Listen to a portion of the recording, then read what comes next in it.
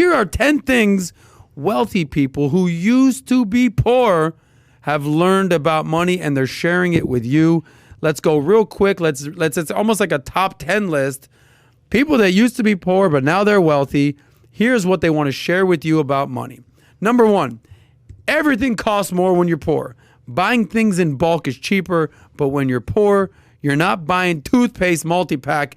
It's too much up front. All right, so this is a principle we've heard before. That's why people go to Costco and get ketchup packets, bottles of ketchup for the year, or they get deodorant for the year, toothpaste for the year, because they're going to, need it all year. I think Mark Cuban always talks about this, right? Absolutely, yeah. Big thing. Buy in bulk.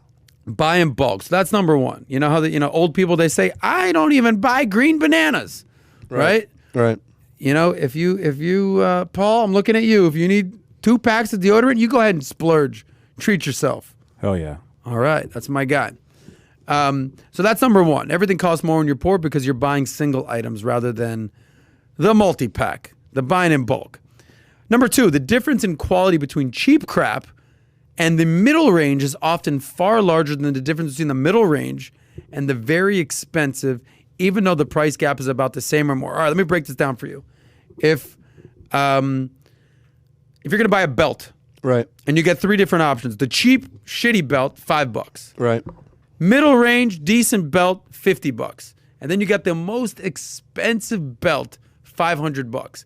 What they're saying is, split the difference, buy the one in the middle, because the cheap one is so janky that you're gonna have to buy a belt, next month, right, and now you're buying a new freaking belt.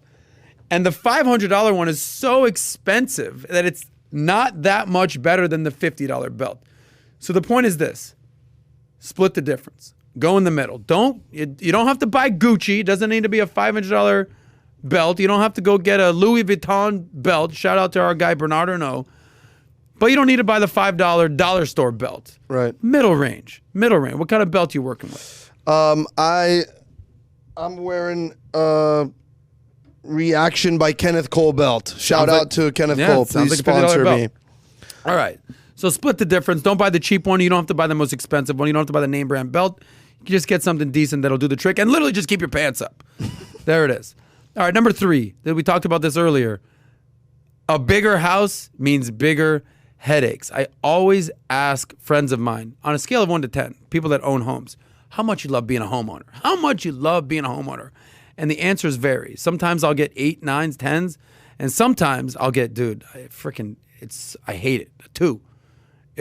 I'm never going to own a house again. I'm just going to rent and just keep my expenses low and move around and be flexible. I'm sick of the maintenance. The toilet, the plumber, the refrigerator, the air conditioner, so much expenses, the taxes. Okay, it's not that easy. So I ask people this all the time. The answers vary, but a bigger house means bigger headaches. You never have a day in your life where you're like, you don't have to cut the lawn, that there's some issue, the toilet overflowed. It's just not fun. You got to be really ready for that. You got to be ready. So a bigger house means bigger headaches. Number 4, money can't buy happiness, but here's what it can buy. It can buy a sense of financial relief, a nice house, a car that won't blow a gasket on the freeway, a vacation abroad, a trip to the grocery store without having to keep track of the total. That's awesome. And a full tank of gas instead of just $20 at a time, and so on. So you work hard, you make this money, so you don't have to look at the price tag for everything. But if you're smart, you'll look at the price tag, make sure that you're not spending too much. But anyway, money can't buy happiness, but it can buy a lot of other stuff. That's number 4. Number 5, this is advice, by the way, that people who used to be poor are giving after being wealthy. Number 5, the real currency is time. The real currency is time. Real wealth means having the time to enjoy life without having to worry about the money. We've heard this a million times. We'll say it again. Time is money. Our friend Gerard talks about it's not income. It's hours of your life to earn the income. Okay? If you work your ass off, you're working time. Time. It's not necessarily the money. The real currency is time. Number 6, the best thing that money gives me is freedom to make choices. The best thing that you could say is, I'm good. I don't need the job. Or, hey, we're going to need you to come and do this thing for $500 for the weekend, and we're going to need you to do this. Nah, I'm good. It gives you the ability to say no. It's a beautiful thing. That's freedom. Now, if you want to do it and you want to make the money, say yes, obviously. But if you have no money, you have to say yes to everything. If you have money saved up and you're good and you're chilling, someone offers you something, you can say no. That's the difference. That's what they're talking about here with freedom. Number 7, the more money you have, the easier it is to make money. It takes money to make money. It's kind of like you had an analogy that you wanted to use with, you were like, listen, if you're going after a girl, nobody likes a thirsty dude. Right. Right? Or Unpack that. In any way, yeah. Like even in at work, like you don't want to be like overly, aggressive or like beg. You never want to beg for anything. You kind of want to just ease your way into most things, and then people kind of want you to, do more. Less is more, I think, in a lot of ways. More. So when you have more money, the easier it is to make money, right? Something that just to keep that in your pocket right there. It takes money to make money, and when you get the money, you can invest in things. People always say all the time, I wish I had the 20 grand to invest in them. I wish I did. Well, you could have had it if you played your cards right. All right, number 8. I realize inflation keeps taking my goals further away. Even though I saved so much, it seems like everything inflates out of reach just before my life gets there. That's interesting. Someone who's wealthy is worried about inflation. What did Warren Buffett say about inflation? They said the best protection about inflation has nothing to do with your money per se. It has to do with your skill set. Be the best at something. Do you remember when Warren Buffett said this? Yeah. The guaranteed way to not worry about inflation is just be the best at something. People that are the best at something will never be worried. They're never have to worried worry about inflation. But also, I didn't learn about inflation in school. You're circling back. That's a callback right there. I had no idea about inflation in school. So I think that might be a good thing to teach people, is that if you just put the money in the bank, you could be losing.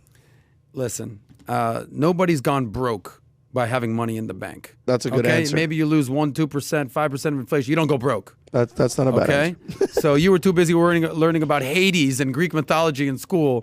Inflation is the thing. It's real. On average, it's 2% a year. We get it. Right now, it's a little bit higher than usual, maybe double, 4 or 5%. Nobody's going broke because of inflation. It is a silent thief that steals your money, as they say. That's why you need to invest, because just having all your money sitting there in a bank account, it is losing money over time. But nobody goes poor or broke because of inflation. But you want to beat inflation, you do. Number 9, here it is. You can have too much stuff. You can have too much stuff. Salary is not wealth. That's temporary money, this person goes on to say. Diversified income generating investments are the foundation of wealth. If I could go back to my 20s, this is a rich guy talking right now, number 9, and spend even 1/10 less on stupid crap, instead invest in it, I'd be better off today. More money, more problems is for people with no control over their spending. It's called a budget. It's called a game plan for your money. It's called understanding your income versus your expenses. And it just seems to be a common theme here. Save your money, invest your money, don't spend it on stupid shit, and you're going to be better off. That's number 9. And then last thing, number 10, this actually, of the people that are these rich people that used to be poor, we had a celebrity appearance on this top 10 list, and it was none other than Kanye.